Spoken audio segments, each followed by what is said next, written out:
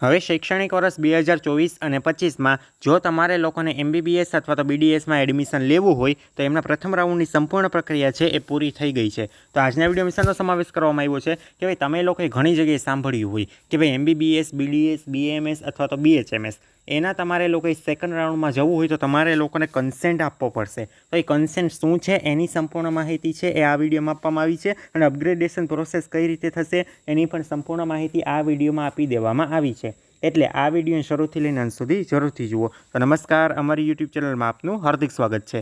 હવે આ ચેનલનો હેતુ એ જ છે કે ધોરણ 12 પછીની તમારી જે પણ એડમિશનની પ્રક્રિયા થઈ છે, જેમ કે મેડિકલ હોય, પેરામેડિકલ હોય, એગ્રીકલ્ચર હોય, વેટરનરી હોય, તેની સંપૂર્ણ માહિતી આપવા માટેની આ ચેનલ બનાવવામાં આવી છે. અને એડમિશન રિલેટેડ અપડેટ માટે જો તમારે લોકોને અમારા વોટ્સએપ ગ્રુપમાં જોડાવવું હોય તો એની જે લિંક છે નીચે ડિસ્ક્રિપ્શન બોક્સમાં આપી દીધી છે, ત્યાં જઈને જોડાઈ શકો છો. અને તમે લોકો અમારું જે ઇન્સ્ટાગ્રામ પેજ છે તેને પણ ફોલો કરી શકો છો. એની જે લિંક છે પણ નીચે ડિસ્ક્રિપ્શન બોક્સમાં આપી દીધી છે. તો એડમિશનની તમામ માહિતી માટે ચેનલમાં નવા હોય તો આ ચેનલને લાઇક કરો, શેર કરો અને સબસ્ક્રાઈબ કરવાનું ના ભૂલો. હવે સૌથી પહેલાં તમારા મનમાં પ્રશ્ન થાય કે ભાઈ આ કન્સેન્ટ છે એ આખરે છે શું? તો હવે જો તમે લોકો છે સ્કૂલમાં બી ઘણી જગ્યાએ પ્રવાસમાં ગયા હશો અને હવે તમે કોલેજમાં આવ્યા છો તો કોલેજમાંથી પણ તમે ઘણી જગ્યાએ પ્રવાસમાં જશો. તો જ્યારે પ્રવાસમાં તમે લોકો જાઓ છો ત્યારે તમે શું કરો છો તો કે ભાઈ તમે તમારા માતા પિતાને પૂછો છો અને માતા પિતા પાસેથી તમે શું મેળવો છો? એની સંમતિ મેળવો છો કે હા ભાઈ તમે લોકો છે એ પ્રવાસમાં જઈ શકો છો. તો એ જ રીતે કન્સેન્ટ છે એનો મતલબ થાય છે સંમતિ. હવે જો કન્સેન્ટ તમે લોકો આપશો તો જ તમે લોકો છે એ સેકન્ડ રાઉન્ડ હશે, એટલે કે MBBSનો હશે, BDS હશે, BAMS હશે અથવા તો BHMS હશે, એના સેકન્ડ રાઉન્ડમાં તમે લોકો છે એ પાર્ટિસિપેટ કરી શકશો.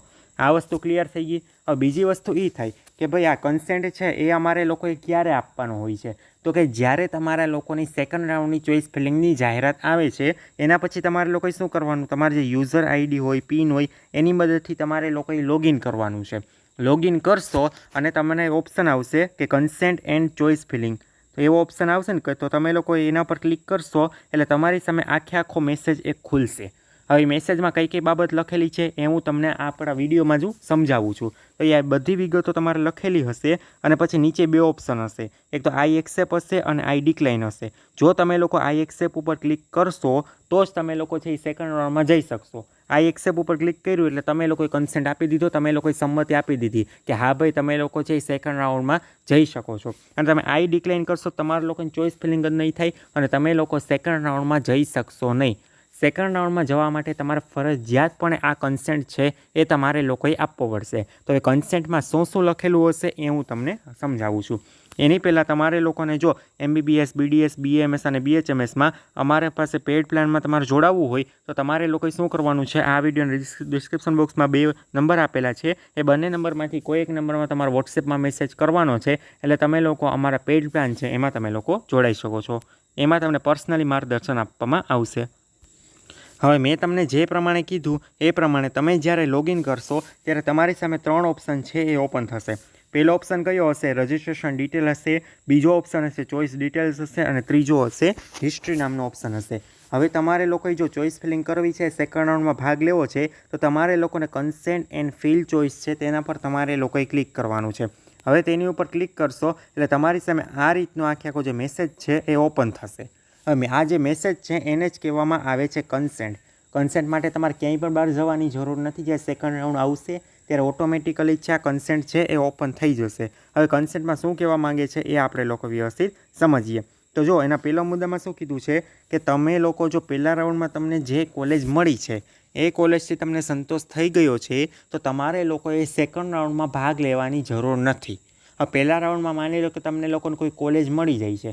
હવે એ કોલેજથી સંતોષ થઈ ગયો કે ભાઈ હવે મને આ જે કોલેજ મળી છે એમાં જ મારે અભ્યાસ કરવાનો છે, હવે મારે કોઈ બીજી કોલેજ લેવી નથી, તો તમારે લોકોએ ભાગ લેવાની જરૂર નથી. તો તમારે કન્સેન્ટમાં કઈ પ્રક્રિયા કરવાની નથી. સેકન્ડ રાઉન્ડમાં તમારે ચોઇસ ફિલિંગ પણ નથી કરવાની અને કંઈ પણ વસ્તુ છે એ તમારે લોકોએ કરવાની નથી. આ વસ્તુ પહેલાં ક્લિયર થઈ. એ પહેલો મુદ્દો છે એમાં તમને કહ્યું છે. પછી બીજું તમને શું કહેવામાં આવ્યું છે કે જ્યારે તમે લોકો બીજા રાઉન્ડમાં ભાગ લેવાની સંમતિ આપો છો, એટલે કે કન્સેન્ટ આપો છો અને તમારો પ્રવેશ અપગ્રેડ થાય છે તો પ્રથમ રાઉન્ડમાં મળેલ પ્રવેશ આપોઆપ રદ થઈ જશે અને તે અંગેનો કોઈ પણ હક દાવો કરી શકાશે નહીં. અને જો તમે લોકોએ તફાવતની ફી ભરી નવા અલોટમેન્ટ લેટર સાથે હેલ્થ સેન્ટરની મુલાકાત લઈને જમા નહીં કરાવો તો બીજા રાઉન્ડમાં આપણે જે ફાળવેલ પ્રવેશ છે એ કન્ફર્મ ગણાશે નહીં. હવે એ શું કહેવા માંગે છે એ તમને લોકોને વ્યવસ્થિત સમજાવી દો. તો જુઓ, હવે તમને લોકોને એક્ઝામ્પલ તરીકે પહેલો રાઉન્ડ છે. પહેલા રાઉન્ડમાં તમને કોઈ કોલેજમાં એડમિશન મળી ગયું છે. એક્ઝામ્પલ તરીકે સોલા છે, એમાં તમને લોકોને એડમિશન મળી ગયું છે GMERS. હવે તમે લોકો સેકન્ડ રાઉન્ડમાં ભાગ લ્યો છો, સેકન્ડ રાઉન્ડની ચોઇસ ફિલિંગ કરો છો. તો સેકન્ડ રાઉન્ડની ચોઇસ ફિલિંગમાં માની લો કે એક્ઝામ્પલ તરીકે તમને લોકોને NHL કોલેજ મળી છે, તો તમારા લોકોની NHL કોલેજ છે એ જ ફાઇનલ કહેવાશે. તમારી જે સોલાની જે કોલેજ હતી એ આપોઆપ રદ થઈ જશે. પછી બીજા રાઉન્ડમાં તમને લોકોને NHL કોલેજ મળે છે અને તમે એમ કહો છો કે ભાઈ મેં તો ફી ભરીને પહેલા રાઉન્ડની સોલાની કન્ફર્મ કરાવી હતી, મારે સોલાની જ કોલેજ જોતી છે, તો એ તમારું માન્ય રહેશે નહીં. તમારા સેકન્ડ રાઉન્ડની જે કોલેજ છે એ જ તમારી ફાઇનલ કહેવાશે. આ વસ્તુ ક્લિયર થઈ ગયું. અને આને આખી પ્રક્રિયાને કહેવાય અપગ્રેડેશન. ક્લિયર થયું? હવે એક્ઝામ્પલ તરીકે તમને લોકોને જો પહેલા રાઉન્ડમાં તમને મળે છે સોલા, હવે તમે લોકો છે એ બીજા રાઉન્ડમાં તમે ગયા છો, બીજા રાઉન્ડમાં જો કોઈ કોલેજ મળતી જ નથી, તમને ચોઇસ ફિલિંગ તમે લોકોએ કરી દીધી છે પણ તમને લોકોને કોઈ કોલેજ જ નથી મળતી, તો તમારા લોકોની જે સોલાવાળી કોલેજ છે એ ફાઇનલ કહેવાશે. આ વસ્તુ પહેલાં તમને લોકોને ક્લિયર થઈ. અને ત્રીજી વસ્તુ કે માની લો કે એક્ઝામ્પલ તરીકે પહેલા રાઉન્ડમાં તમને લોકોને છે સોલામાં એડમિશન મળે છે. હવે સેકન્ડ રાઉન્ડમાં તમે લોકોએ ચોઇસ ફિલિંગ કરી છે અને સેકન્ડ રાઉન્ડમાં તમને લોકોને જો NHL કોલેજ મળી ગઈ છે અને પછી તમારા મનમાં શું થયું કે ભાઈ મને ભલે NHL કોલેજ મળી પણ મારે કંઈ ફી બી ભરવી નથી, મારું પહેલું એડમિશન તમારું કન્ફર્મ જ છે. તો તમને લોકોને કહી દઉં, જો તમે લોકો NHLમાં કંઈ પણ પ્રકારની ફી નહીં ભરો, ડોક્યુમેન્ટ સબમિટ નહીં કરાવો, તો તમારા લોકોનું આ NHLવાળું એડમિશન પણ રદ ગણાશે અને સોલાવાળું એડમિશન પણ રદ ગણાશે. એટલે કહેવાનો મતલબ એ કે જો પહેલા રાઉન્ડમાં તમને બીજી કોલેજ મળે છે અને બીજા રાઉન્ડમાં બીજી કોલેજ મળે છે, તો તમારા લોકોને બીજા રાઉન્ડની જે કોલેજ છે એ જ તમારી ફાઇનલ કહેવાશે. પહેલા રાઉન્ડની કોલેજમાં તમારો કોઈ પણ પ્રકારનો હક કે દાવો રહેશે નહીં. એ આ મેસેજમાં છે એ તમને સમજાવે છે.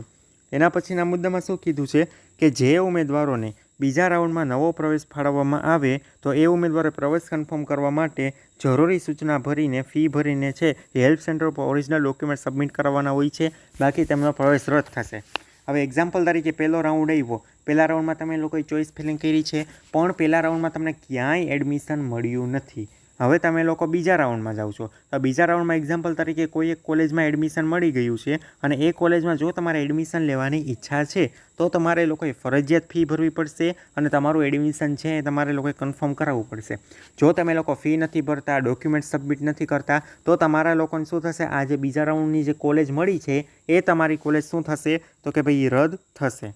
એના પછીના મુદ્દામાં શું કીધું છે કે જો ઉમેદવારો છે બીજા રાઉન્ડમાં ભાગ લે છે અને એમનો પ્રવેશ અપગ્રેડ થતો નથી તો પ્રથમ રાઉન્ડનો પ્રવેશ ચાલુ રહેશે. એ મેં તમને અગાઉ સમજાવ્યું એ મુજબ કે એક્ઝામ્પલ તરીકે પહેલા રાઉન્ડમાં તમને લોકોને 16 મળે છે, હવે બીજા રાઉન્ડમાં તમે ભાગ લીધો અને તમને જો કોઈ કોલેજ મળતી જ નથી, એનો મતલબ એમ કે તમને છે એ પ્રવેશ બદલાતો જ નથી, તો તમારે લોકોને છે પહેલા રાઉન્ડની કોલેજ કન્ફર્મ ગણાશે. ક્લિયર થઈ ગયું? એટલે એમાં તમારી કોલેજ જશે નહીં. પછી બીજું શું કહેવામાં આવ્યું છે, ચોઇસ ફિલિંગ કયા મુદ્દાને આધારે કરવું એની માહિતી પ્રવેશ સમિતિની વેબસાઇટ ઉપર ઉપલબ્ધ છે. એના વિશે પણ આપણે ડિટેલમાં વિડીયો બનાવીશું, કેમ કે આમાં ડિપોઝિટનો નિયમ તમારે આવી ગયો છે. એટલે ચોઇસ ફિલિંગ તમારે સેકન્ડ રાઉન્ડ કઈ રીતે કરવી એના વિશે આપણે ડિટેલમાં માહિતી આપી દીધી. પછી છેલ્લા મુદ્દામાં શું કીધું છે કે અમે ઉપરોક્ત માહિતીની સંપૂર્ણ વાંચી છે, જે આપણે ઉપરની જે બધી માહિતી હતી એને સંપૂર્ણ વાંચી છે અને એને આધારે હું અથવા તો અમો જાણીએ છીએ કે પ્રવેશની ફાળવણી થયા બાદ જો તમે ફી નહીં ભરો કે ઓરિજિનલ ડોક્યુમેન્ટ સબમિટ નહીં કરાવો તો તમારો પ્રવેશ રદ થશે. તેની સંપૂર્ણ જવાબદારી કોની રહેશે? મારી, એટલે કે જે તે વિદ્યાર્થીની રહેશે. ક્લિયર થઈ ગયું? એટલે જ્યારે તમારા લોકોની સેકન્ડ રાઉન્ડની ચોઇસ ફિલિંગ આવશે ત્યારે તમે લોગિન કરશો એટલે તમારી સામે આ રીતનો આખો મેસેજ છે એ ઓપન થશે. એ મેસેજમાં કયા કયા મુદ્દા છે એમના વિશે મેં તમને ડિટેલમાં સમજાવ્યું છે.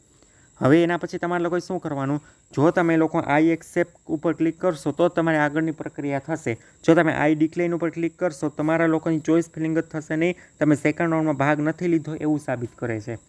માની લો કે પહેલા રાઉન્ડમાં તમને એડમિશન મળી ગયું છે અને સેકન્ડ રાઉન્ડમાં તમારે કોઈ કોલેજ લેવાની ઈચ્છા જ નથી, તમારે ચોઇસ ફિલિંગ જ નહીં કરવાની, ટૂંકમાં કઈ પ્રક્રિયા તમારે નહીં કરવાની, કન્સેન્ટ તમારે ઓપન જ નહીં કરવાનું. ક્લિયર થઈ ગયું? હવે આ એક્સેપ્ટ ઉપર પ્રોસીડ કરીને ક્લિક કરશો એટલે રેગ્યુલર તમે લોકો જે ચોઇસ ફિલિંગ કરતા હતા એ રીતનું આખું ઓપન થઈ જશે. ક્લિયર થઈ ગયું? તો આ છે તમારા લોકોનો કન્સેન્ટ.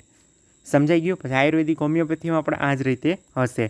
એટલે આમાં તમને જો કોઈને કંઈક પ્રશ્ન હોય તો નીચે કોમેન્ટ બોક્સમાં લખો અને આવી જ માહિતી માટે ચેનલ લાઇક, શેર અને સબસ્ક્રાઈબ કરવાનું ના ભૂલો. અને જે લોકો પેઇડ કાઉન્સેલિંગમાં અમારી સાથે જોડાવા માંગતા હોય એ વહેલી તકે છે એ જોડાઈ જાય.